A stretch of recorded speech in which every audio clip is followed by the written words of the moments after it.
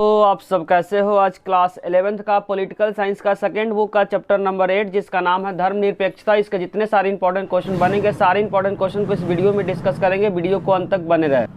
पहला important question बच्चों, धर्मनिरपेक्षता का अर्थ क्या है। चैप्टर का नाम ही बच्चों धर्मनिरपेक्षता है। तो पहला जो इंपॉर्टेंट क्वेश्चन बच्चों, धर्मनिरपेक्षता क्या है। एक क्वेश्चन पेपर के पॉइंट ऑफ व्यू से बहुत इंपॉर्टेंट है बच्चों। आपको क्या करना है, बारीकी से इसको आंसर को समझना है और याद रखना है। आंसर है बिना किसी भेदभाव का। ध्यान रखना बच्चों, बिना किसी भेदभाव के सभी जो लोग अपने धर्म को मानने और प्रचार करने की स्वतंत्रता को ही धर्मनिरपेक्षता कहलाता है। जो भी इंसान है बच्चों, बिना किसी भेदभाव के सभी लोग अपना धर्म को मानने में साथ साथ उस धर्म को प्रचार करने की पूरी जो स्वतंत्रता है उसी को क्या कहते हैं बच्चों, धर्मनिरपेक्षता। बच्चों बिना किसी भेदभाव का बहुत की पॉइंट है बच्चों कि बिना किसी भेदभाव के जो सभी लोग अपने धर्म को मानने के लिए और साथ साथ प्रचार करने की पूरी जो स्वतंत्रता है उसी को बोलते हैं बच्चों धर्मनिरपेक्षता। इसका मतलब यह है कि राज धर्म के मामले को लेकर कोई भेदभाव नहीं करेगा। जो भी राज्य होगा बच्चों, धर्म को लेकर किसी भी प्रकार का भेदभाव नहीं करेगा। सभी धर्म को क्या करेगा, जो राज्य होगा बराबर मान्यता प्रदान करेगा। भारत में सभी नागरिकों को अपने मर्जी से, ध्यान रखना, अपने मर्जी से किसी भी धर्म को मानने का अधिकार है हमारे देश में। ध्यान के लिए बहुत इंपॉर्टेंट लाइन है, इसको अंडरलाइन करें और इसे याद करें क्योंकि एमसीक्यू में क्वेश्चन आने का बहुत ज़्यादा चांस है। में सभी नागरिकों को अपने मर्जी से किसी भी धर्म को मानने का अधिकार है हमारे देश में। ध्यान रखना बच्चों, हमारे देश में 42वां जो संशोधन 1976 डेट को भी याद रखना है और साथ साथ संशोधन को भी क्या करना, आपको याद रखना है। हमारे देश में 42वां संशोधन 1977 के तहत धर्मनिरपेक्ष शब्द को जोड़ा गया। ध्यान रखें बच्चों, 42वां जो संविधान संशोधन 1976 में जो हुआ था उसी में जो धर्मनिरपेक्षता जो शब्द है उसी को क्या किया था, संविधान में जोड़ा गया था। तो धर्मनिरपेक्षता को आपको ध्यान रखना, बिना किसी भेदभाव के सभी लोग अपने धर्म को मान सकता है, प्रचार कर सकता है। इसमें किसी भी धर्म को जो राज्य सरकार होगा किसी भी धर्म को विशेष मान्यता नहीं देगा, सभी को बराबर मान्यता देगा। कोई भी इंसान अपने मर्जी से किसी भी धर्म को मान सकता है, प्रचार प्रसार कर सकता है। और हमारे जो संविधान है उस संविधान में 42वां जो संविधान संशोधन हुआ था 1976 में उसी के तहत क्या किया था, धर्मनिरपेक्षता जो शब्द है उसको जोड़ा गया था। तो आपको डेट और ईयर याद करना कि जो डेट है बच्चों 1976 में और 42वां संविधान संशोधन के तहत धर्मनिरपेक्ष शब्द को संविधान में जोड़ा गया। एमसीक्यू के लिए बहुत इंपॉर्टेंट है बच्चों, इसको अंडरलाइन करें, इसको क्या करें, याद रखें। अब हम लोग स्टार्ट करें बच्चों क्वेश्चन नंबर 2। क्वेश्चन नंबर 2 में लिखा बच्चों, धर्मनिरपेक्ष राज्य किसे कहते हैं। ये भी क्वेश्चन बहुत इंपॉर्टेंट है बच्चों शॉर्ट क्वेश्चन के लिए कि धर्मनिरपेक्ष राज्य किसे कहते हैं। तो पॉइंट में लिखा बच्चों, पॉइंट को क्या करना, आपको बारीकी से समझना है। वह राज्य जहां सरकार की तरफ से किसी भी धर्म को कानूनी मान्यता नहीं दी गई है। वह राज्य जिसमें किसी भी धर्म को कानूनी मान्यता नहीं प्रदान की गई है, सभी को बराबर मान्यता दी गई है, सभी धर्म एक समान है। राज्य के पॉइंट ऑफ व्यू से जितने सारे जो राज्य के अंदर जो धर्म है वह सभी धर्म क्या है, एक समान है। किसी भी प्रकार का किसी भी धर्म में भेदभाव नहीं है। तो सभी धर्म को जो राज्य सरकार है वह क्या करती है, बराबर मान्यता प्रदान करती है। तीसरा पॉइंट आपको ध्यान रखना, धार्मिक समूहों के बीच वर्चस्व को रोकना। अगर कोई वर्चस्व को रोकना, अगर कोई एक धर्म दूसरे धर्म को क्या करता है, दबदबा दिखाता है, तो उसमें राज्य सरकार क्या करेगा, रोक लगाएगा, हस्तक्षेप करेगा। कोई भी धार्मिक समूह किसी दूसरे समूह को वर्चस्व को रोकना, अगर एक धार्मिक समूह दूसरे धार्मिक समूह को क्या करता है, अपने दबदबा को दिखाता है, तो उस केस में क्या करेगा, जो राज्य सरकार क्या करेगा, वर्चस्व करेगा, मतलब रोकेगा। तो किसी भी धार्मिक समूह को वर्चस्व करेगा, किसी भी धर्म की अगर संख्या ज़्यादा है तो सोचेगा किसी दूसरे धर्म वाले जिसका संख्या कम है उस पर दबदबा दिखाएगा, तो क्या करेगा, राज्य सरकार उसको हस्तक्षेप करेगा, रोकेगा। धार्मिक संस्थाओं एवं राज्य सत्ता का जो संस्था के बीच क्या होता है, स्पष्ट अंतर होगा। राज्य सत्ता का अलग काम होगा, उसका कोई भी कनेक्शन होगा धार्मिक मामलों से बिल्कुल अलग होगा। धार्मिक संस्था और राज्य सत्ता के संस्थाओं के बीच क्या होता है, अंतर स्पष्ट होगा। इसका मतलब हुआ कि बच्चों राज्य सत्ता का बिल्कुल अलग काम होगा, जबकि धार्मिक जो होगा उसका क्या बिल्कुल अलग काम होगा, कोई भी इन दोनों में कनेक्शन नहीं होगा। तो वहीं बोलना चाह रहा है, धार्मिक संस्था और राज्य सत्ता के संस्थाओं के बीच क्या होगा, अंतर स्पष्ट होगा, बिल्कुल कोई भी कनेक्शन नहीं होगा। राज्य सत्ता का बिल्कुल अलग काम होगा और धर्म का क्या होगा, अलग काम होगा, दोनों में किसी भी तरह का कनेक्शन नहीं होगा। तब उसी केस में ऐसा केस होगा तभी क्या होगा, देश के अंदर स्वतंत्रता समानता क्या होगा, स्थापित हो पाएगा। नेक्स्ट पॉइंट है बच्चों, किसी भी प्रकार का धार्मिक गठजोड़ से परहेज। कोई भी राज्य सरकार किसी भी धर्म से गठजोड़ नहीं बना सकता, गठबंधन नहीं बना सकता, कोई भी राज्य सरकार क्या होता किसी भी धर्म को प्रचार नहीं करवा सकता है। संविधान में यह बात लिखा हुआ है, इसीलिए लिखा किसी भी प्रकार का धार्मिक गठजोड़ का परहेज, परहेज का मतलब उस चीज को मना करना। तो वही बोला जो राज्य सरकार होगा किसी भी धर्म से गठबंधन नहीं बनाएगी, उस धर्म का प्रचार प्रसार नहीं कराएगी। संविधान में यह बात लिखा हुआ है, इसीलिए 5वां पॉइंट में लिखा है किसी भी धार्मिक गठजोड़ पे परहेज, कोई भी राज्य सरकार किसी भी धर्म का प्रचार प्रसार नहीं कर सकता है। अगर बच्चों क्वेश्चन नंबर 2 को समझने में किसी भी प्रकार का डाउट हुआ तो कमेंट बॉक्स में जरूर लिखिए। अब हम लोग स्टार्ट करें बच्चों क्वेश्चन नंबर 3। क्वेश्चन नंबर 3 बच्चों पेपर के पॉइंट ऑफ व्यू से बहुत बहुत इंपॉर्टेंट है क्वेश्चन है, धार्मिक स्वतंत्रता का अधिकार क्या है। तो ध्यान रखना चाहिए धार्मिक स्वतंत्रता का अधिकार जो संविधान के अनुच्छेद 25 से लेकर अनुच्छेद 28 तक क्या है इसका वर्णन मिलता है। तो धार्मिक स्वतंत्रता का अधिकार का जो वर्णन संविधान के किस अनुच्छेद में लिखा गया है, तो आपको ध्यान रखना 25 से लेकर 28 अनुच्छेद में धार्मिक स्वतंत्रता का अधिकार के बारे में क्या किया वर्णन किया। आप सभी अनुच्छेद को बारी बारी से पढ़ेंगे, 25 से लेकर 28 में कौन कौन सी बातें लिखी गई इसके बारे में हम लोग पढ़ेंगे।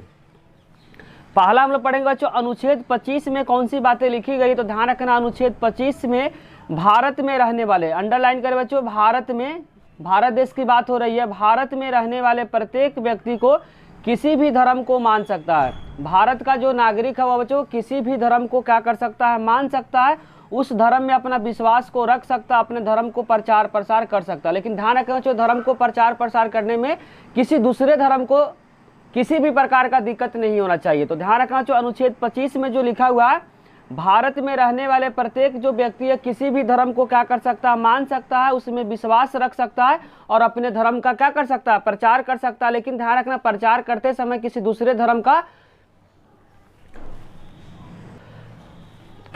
धर्म वाले लोगों को किसी भी तरह का प्रॉब्लम नहीं होना चाहिए। अनुच्छेद ध्यान रखना जो 26 में क्या लिखा हुआ है, अनुच्छेद 26 में जो लिखा हुआ है धार्मिक मामलों के प्रबंधन की स्वतंत्रता, कोई भी धर्म को किस तरीके से मनाना है उस धर्म के नागरिक ही क्या कर सकता है, उसको किस तरीके से चलाना है वह उस धर्म के लोग ही क्या करेगा।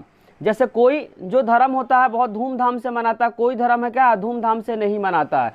तो वह बात लिखा है कि अनुच्छेद 26 में किसी भी धर्म को, कोई भी धर्म के जो लोग जो मानने वाले हो किस तरीके से उसको क्या करेंगे, मनाएंगे, वो नागरिक पे क्या करता है, डिपेंड करता है। यह बात लिखा अनुच्छेद 26 में। धार्मिक मामलों के प्रबंधन, धार्मिक जो मामले हैं किस तरीके से उसको बनाना है, किस तरीके से उसको चलाना है, और स्वतंत्रता की व्यवस्था किस में लिखी गई बच्चों, 26 में लिखी। धार्मिक मामलों का जो प्रबंधन है, जैसे कि कोई धर्म है किस तरह से सजावट करना, किस तरीके से उसको मैनेजमेंट करना है, वह डिपेंड करता है नागरिक पे, उसमें किसी भी प्रकार का राज्य सरकार हस्तक्षेप नहीं करेगा। अब हम लोग पढ़ते बच्चों अनुच्छेद 27 में क्या लिखा हुआ। अनुच्छेद बच्चों 27 में लिखा है किसी भी व्यक्ति को ऐसा, कोई भी व्यक्ति को ऐसा कर का मतलब टैक्स, ध्यान रखना कर का मतलब क्या होता है बच्चों, टैक्स देने के लिए मजबूर नहीं करेगा, भी धर्म को बढ़ाने का काम करेगा। इसका मतलब हुआ कि ज्यादा संख्या वाला जो धर्म मनाने वाला जो लोग है सोचेगा कम धर्म वाले लोगों को अगर इस धर्म को नहीं अपनाएगा तो इस धर्म वाले के लोग से क्या करेंगे, टैक्स लेंगे। तो क्या है, यह कानूनी अपराध है जो कि 27 में लिखा। किसी भी व्यक्ति को ऐसा कर देने के लिए मजबूर नहीं किया जाएगा कि जो किसी दूसरे धर्म को क्या करे, बढ़ावा मिले। इसका मतलब हुआ कि मान लो जिस धर्म का संख्या ज्यादा है और जिस एक धर्म का संख्या मान लेते क्या कम है, तो वह ज्यादा धर्म वाले लोग अगर सोचेंगे कम धर्म वाले लोगों से टैक्स लेने के लिए, तो क्या है, यह गैर कानूनी है जो कि अनुच्छेद 27 में लिखा। इस दूसरे कम धर्म वाले संख्या को मजबूर नहीं करेगा टैक्स। अनुच्छेद 28 में बच्चों लिखा हुआ सरकारी शिक्षण संस्थाओं में धार्मिक शिक्षा पे रोक लगाए। कोई भी बच्चों जो सरकारी जो शिक्षण है उसमें धार्मिक को लेकर पढ़ाई नहीं होगा, वही इसमें अनुच्छेद 28 में लिखा। सरकारी जो शिक्षण संस्था जहाँ पे क्या होता है बच्चों को शिक्षा दी जाती है, उसमें धार्मिक शिक्षा पे क्या कर दी है, रोक लगा दी गई है। किसमें लिखा गया बच्चों, अनुच्छेद 28 में लिखा हुआ है। अब हम लोग स्टार्ट करें क्वेश्चन नंबर 4, धर्मनिरपेक्षता का यूरोपीय मॉडल क्या है। ध्यान रखना चाहिए धर्मनिरपेक्षता का जो यूरोपीय मॉडल क्या है, तो ध्यान रखना इसमें धर्मनिरपेक्षता के जो यूरोपीय मॉडल का जो 2 पॉइंट है बच्चों, दोनों पॉइंट को क्या करना बारीकी से आपको समझना है। धर्म और राज्य के बीच कोई भी संबंध नहीं होगा, धर्म का बिल्कुल अलग काम होगा, जबकि राज्य का क्या होगा, बिल्कुल अलग काम होगा। दोनों में किसी भी तरह का कनेक्शन नहीं होगा। वही बात लिखा है, धर्म और राज्य के बीच में कोई भी संबंध नहीं, संबंध का मतलब कोई भी रिलेशन नहीं होगा। इसका मतलब धर्म का काम अलग होगा और राज्य का क्या होगा, काम अलग होगा। राज्य जो होगा धर्म के मामले में किसी भी तरह का हस्तक्षेप नहीं करेगा। दूसरा पॉइंट लिखा है राज्य सत्ता धर्म के मामले में हस्तक्षेप नहीं करेगा। जो राज्य सत्ता होगा बच्चों, मान लेते हैं राज्य है और क्या है, धर्म है, तो राज्य सत्ता किसी भी तरह का हस्तक्षेप किस में, धर्म में नहीं करेगा, और धर्म के लोग राज्य सत्ता में किसी भी तरह का हस्तक्षेप नहीं करेगा। ये कौन से मॉडल में है बच्चों, तो यूरोपीय मॉडल में। वहीं लिखा राज्य सत्ता जो होगा धर्म के मामले में, मान लेते क्या है, राज्य सत्ता है, क्या है, धर्म है, तो राज्य सत्ता किसी भी मामले में धर्म में क्या करेगा, हस्तक्षेप नहीं करेगा। उसी प्रकार जो धर्म जो राज्य है वह सत्ता के मुद्दे में किसी भी तरह का हस्तक्षेप नहीं करेगा। मतलब यह इसके काम में किसी तरह का हस्तक्षेप नहीं करेगा, धर्म जो राज्य होगा किसी भी तरह का हस्तक्षेप नहीं करेगा। बिल्कुल अलग अलग का कोई भी कनेक्शन दोनों में नहीं होगा, इसीलिए लिखा धर्म और राज्य के बीच किसी भी तरह का संबंध नहीं होगा। राज्य सत्ता धर्म के मामले में किसी तरह का हस्तक्षेप नहीं करेगा, इसी प्रकार जो धर्म राज्य सत्ता के मामले में किसी तरह का हस्तक्षेप नहीं करेगा। अब हम लोग पढ़ेंगे बच्चों क्वेश्चन नंबर 5, जो भारतीय धर्मनिरपेक्षता का मॉडल है। भारतीय मॉडल, अभी वाला जो क्वेश्चन था यूरोपीय मॉडल था, अब हम लोग पढ़ेंगे बच्चों भारतीय धर्मनिरपेक्षता का मॉडल। मतलब भारतीय जो मॉडल है उसके बारे में क्या करना, पढ़ना, जो पेपर के पॉइंट ऑफ व्यू से बहुत इंपॉर्टेंट है। भारतीय धर्मनिरपेक्षता का मॉडल क्या है।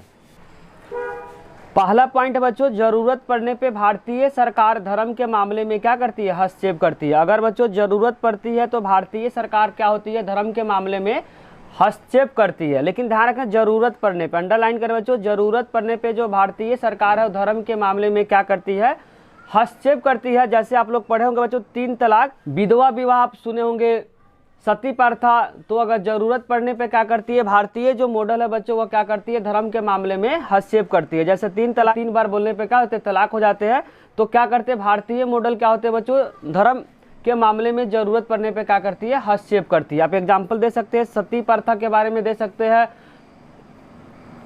3 तलाक के बारे में दे सकते हैं, बाल विवाह के बारे में दे सकते हैं। दूसरा जो पॉइंट है बच्चों, अल्पसंख्यक तथा सभी व्यक्तियों के धर्म को अपनाने की क्या है, आज़ादी है। ध्यान रखें बच्चों, भारतीय मॉडल क्या बोलते हैं कि जो अल्पसंख्यक है, जिसकी संख्या क्या है, कम है, तथा सभी व्यक्ति धर्म को अपनाने के क्या है, पूरी तरीके से आज़ादी है। भारतीय राज्य धार्मिक अत्याचार का विरोध करने हेतु धर्म के मामले में हस्तक्षेप करता है। जो भारतीय राज्य बच्चों धार्मिक जब अत्याचार होता है, अत्याचार के विरोध करने हेतु धर्म के मामले में क्या करता है, हस्तक्षेप करता है। अगर भारतीय राज्य धार्मिक अगर अत्याचार होता है तो उसको विरोध करने के लिए क्या करते हैं बच्चों, जो भारतीय सरकार हो धर्म के मामले में क्या करते हैं, हस्तक्षेप करते हैं। तीसरा पॉइंट ध्यान रखना, शिक्षा और संस्कृति का अधिकार सभी धर्मों को समान अवसर प्रदान मिला हुआ, कि जो शिक्षा संबंधी जो अवसर है और जो सांस्कृतिक किसी भी कल्चर का अपना सकता है, इसमें किसी भी तरह का भारत सरकार क्या होगा, रोक टोक नहीं करेगा। वहीं बोला शिक्षा और संस्कृति का जो अधिकार सभी धर्मों को समान अवसर मिलता है। जैसे शिक्षा के मामले में जितने सारे जो धर्म है सभी धर्म को क्या मिलता है बच्चों, बराबर अवसर मिलता है। भारतीय संविधान में अल्पसंख्यकों को खुद अपनी समस्या खोजने का अधिकार है तथा राज्य सत्ता इसकी सहायता क्या कर सकती है। बच्चों भारतीय संविधान में अल्पसंख्यक जिनकी संख्या कम है अपने खुद अपनी समस्या को खोजने का क्या है, अल्पसंख्यक को अधिकार है तथा राज्य सत्ता उसमें सहायता क्या करती है। बच्चों इसमें 4 पॉइंट लिखवाया है भारतीय मॉडल में, चारों पॉइंट को क्या करना, आपको बारीकी से याद करना है क्योंकि क्वेश्चन पेपर के पॉइंट ऑफ व्यू से बहुत इंपॉर्टेंट है। बड़े बड़े विद्वान क्या करते हैं बच्चों, भारतीय मॉडल को लेकर क्या करते हैं, आलोचना करते हैं। आलोचना का मतलब शिकायत करते हैं, तो पढ़ते हैं किन किन कारणों से जो भारतीय मॉडल है उसके बड़े बड़े जो विद्वान है वह क्यों आलोचना करते हैं। ये भी क्वेश्चन पेपर के पॉइंट ऑफ व्यू से बहुत इंपॉर्टेंट है। क्वेश्चन है भारतीय धर्मनिरपेक्षता की नीति की आलोचना, कि जो भारतीय धर्मनिरपेक्षता की जो नीति है बड़े बड़े विद्वान इसकी आलोचना क्यों करते हैं। पहला है बच्चों धर्म विरोधी, पहला पॉइंट आपको ध्यान रखना, धर्म विरोधी। भारत के अंदर बच्चों अलग अलग धर्म के लोग क्या है, मानने वाले हैं, जिसके कारण से कभी कभी धर्म को लेकर क्या होता है, विवाद हो जाता है, जिसके कारण से बड़े बड़े जो विद्वान हैं वह धर्म विरोधी भारतीय मॉडल को कहते हैं। क्योंकि धर्म के अंदर ही कभी कभी क्या होता है, विवाद हो जाता है। जैसे हिंदू मुस्लिम का या सिख हिंदू का, किसी भी एक धर्म दूसरे धर्म से क्या होता है, विरोधी हो जाता है, मतलब आपस में ही क्या करते हैं, लड़ लेते हैं, जिसके कारण से जो बड़े बड़े विद्वान है भारतीय धर्मनिरपेक्षता की नीति को क्या करते हैं, आलोचना करते हैं। दूसरा पॉइंट ध्यान रखना बच्चों, पश्चिम से आयातित है। इसका मतलब जो भारतीय मॉडल खुद का नहीं है बच्चों, वह कहाँ है, पश्चिम से आयात, पश्चिम से क्या किया, मंगवा गया, खुद का नहीं है बच्चों। भारतीय मॉडल बोलना चाह रहे हैं जो पश्चिम से आयातित है, इसका मतलब भारतीय मॉडल खुद का नहीं है, कहीं और से क्या किया, इसको लाया गया है। और तीसरा पॉइंट आपको ध्यान रखना, अल्पसंख्यकवाद। ध्यान रखना बच्चों, भारतीय धर्मनिरपेक्षता जो है वो अल्पसंख्यक के बारे में सोचती है और जिनकी संख्या ज़्यादा है उसके बारे में नहीं सोचती है, जिसके कारण से जो बड़े बड़े विद्वान हैं भारतीय मॉडल का क्या करते हैं, आलोचना करते हैं। चौथा पॉइंट आपको ध्यान रखना, अतिशय हस्तक्षेपकारी। इसका मतलब हो कि भारतीय मॉडल धर्म को लेकर बार बार क्या करती है, हस्तक्षेप करती है, और दूसरे जो पश्चिमी जो मॉडल है उसमें जो राज्य सरकार किसी भी तरह का हस्तक्षेप नहीं करता, लेकिन जो भारतीय मॉडल है वह धर्म के मामले में क्या करती है, बार बार क्या करती है, हस्तक्षेप करती है। लेकिन बच्चों ऐसा नहीं है, जरूरत पड़ने पे भारतीय सरकार क्या करती है, धर्म को लेकर हस्तक्षेप करती है, बार बार क्या करती है, ऐसा नहीं करती है। आपको कमेंट में बताना बच्चों, भारतीय सरकार बार बार क्या करती है, धर्म के मामले में हस्तक्षेप करती है या नहीं करती है। आपको कमेंट में बताना है कि भारतीय मॉडल आपको कैसा है, अच्छा लग रहा है या यूरोपीय मॉडल आपको अच्छा है। कमेंट करके आपको बताना है कौन सा मॉडल आपको ज़्यादा अच्छा लगता है। पांचवा पॉइंट है वोट बैंक की राजनीति है। बार बार जो वोट मांगने वाले होते हैं और धर्म को लेकर क्या करते हैं, वोट मांगते हैं, जिसके कारण से जो बड़े बड़े विद्वान हैं भारतीय मॉडल का क्या करते हैं, आलोचना करते हैं। जो वोट बैंक की राजनीति, जब वोट मांगते समय क्या करते हैं, धर्म को लेकर वोट मांगते हैं, जिसके कारण से जो बड़े बड़े विद्वान हैं भारतीय मॉडल का क्या करते हैं, आलोचना करते हैं। चौथा पॉइंट है बच्चों, एक असंभव परियोजना। बड़े बड़े विद्वान बोलना चाहते हैं कि भारत के अंदर विविधताओं वाले देश है, अलग अलग क्या धर्म के लोग मानने वाले हैं, तो यह मॉडल धर्मनिरपेक्षता वाला देश कभी भी नहीं बन सकता, क्योंकि यहाँ पे अलग अलग धर्म को मानने वाले लोग हैं, जिसके कारण से वहाँ बार बार क्या होगा, विवाद होगा। यह धर्मनिरपेक्षता वाला राज्य कभी भी नहीं बन सकता, धर्मनिरपेक्षता वाला देश कभी भी नहीं बन सकता, क्योंकि यहाँ अलग अलग धर्म के लोग मानने वाले हैं। लेकिन बच्चों ऐसा नहीं है, भारत के अंदर अलग अलग धर्म को मानने वाले लोग हैं, सभी आपस में क्या करते हैं, मिलजुल कर यहाँ पे रहते हैं। इन्हीं सब कारणों से बच्चों जो बड़े बड़े विद्वान हैं भारतीय मॉडल का क्या करते हैं, आलोचना करते हैं। आपको बच्चों कमेंट में बताना कि भारतीय मॉडल आपको कैसा लगा, मतलब पश्चिमी मॉडल ज़्यादा अच्छा है या भारतीय मॉडल धर्मनिरपेक्षता के मामले में ज़्यादा अच्छा, आपको कमेंट में बताना है। अब हम लोग स्टार्ट करें बच्चों क्वेश्चन नंबर 7। क्वेश्चन नंबर 7 में बच्चों लिखा हुआ, धर्म के अंदर वर्चस्व। अगर एक धर्म के दो लोग हैं तो दूसरे जो लोग है उसके साथ क्या करना, बुरा व्यवहार करना ही क्या कहलाता है, वर्चस्व। वर्चस्व का मतलब दबदबा होता है। ध्यान रखो, वर्चस्व का मतलब क्या होता है, दबदबा होता है। एक ही धर्म के, मान लो ये भी हिंदू है, ये भी क्या हिंदू है, इसके लिए अलग कानून है, इसके लिए क्या अलग कानून है, इसी को बोलते हैं धर्म के अंदर क्या, वर्चस्व। जैसे पहले के समय में बच्चों जो दलित थे, वो दलित को मंदिरों में नहीं जाने दिया जाता था, तो वही इसमें बोलना चाह रहा, दोनों एक ही धर्म के, लेकिन एक के साथ क्या था, बुरा व्यवहार होता था और दूसरे के साथ क्या होता, खराब व्यवहार होता था। बच्चों यहाँ पे है धर्म के अंदर वर्चस्ववाद का मतलब होता है कि दो लोग हैं जो अलग अलग धर्म के नहीं है, सेम धर्म के, लेकिन इसके साथ अच्छा व्यवहार है जबकि इसके साथ क्या है, बुरा व्यवहार है। जैसे पहले के समय में बच्चों जो दलित है, दलित को मंदिरों में नहीं जाने दिया जाता था, जबकि ब्राह्मण या बड़े बड़े जो उच्च कास्ट के वो मंदिर में जा सकते थे। तो लेकिन यहाँ दोनों क्या है, दलित भी क्या हिंदू है और ब्राह्मण भी क्या हिंदू है, लेकिन एक क्या करता मंदिर में जा सकता है, दूसरा मंदिर में नहीं जा सकता।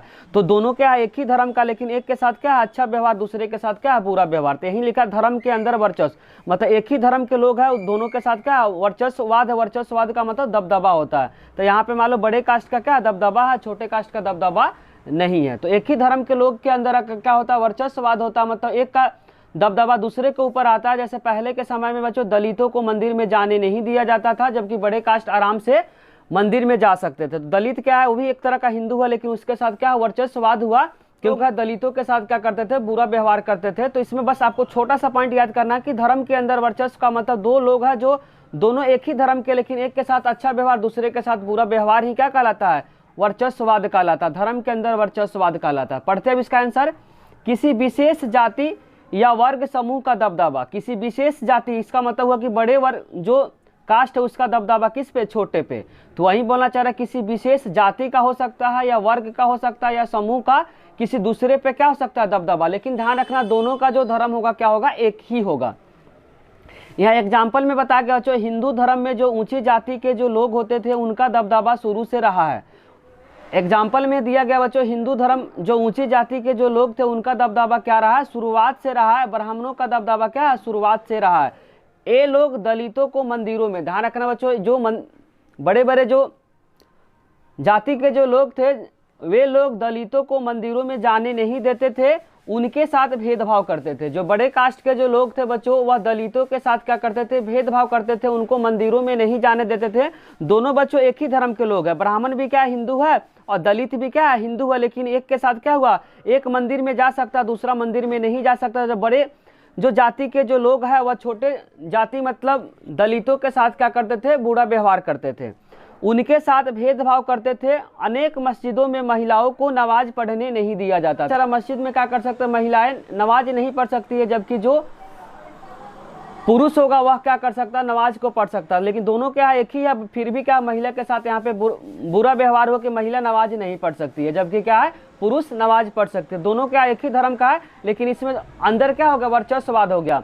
पुरुषों का दबदबा किस पे होगा, महिलाओं पे हो गया। वर्ग के जो लोग हैं, जाति भी हो सकता है, समूह हो सकता है, वह दलितों के साथ क्या कर सकते हैं, भेदभाव करते थे। दोनों एक ही धर्म के लोग हैं और दलितों के साथ क्या मंदिरों में जाने नहीं दिया जाता था। आपको छोटा सा बात ध्यान रखना बच्चों, धर्म के अंदर वर्चस्ववाद का मतलब हुआ कि दोनों क्या है एक ही धर्म के लोग हैं, लेकिन उसमें क्या है एक का दबदबा दूसरे पे रहा, तब क्या कहलाता है बच्चों, धर्म के अंदर वर्चस्ववाद।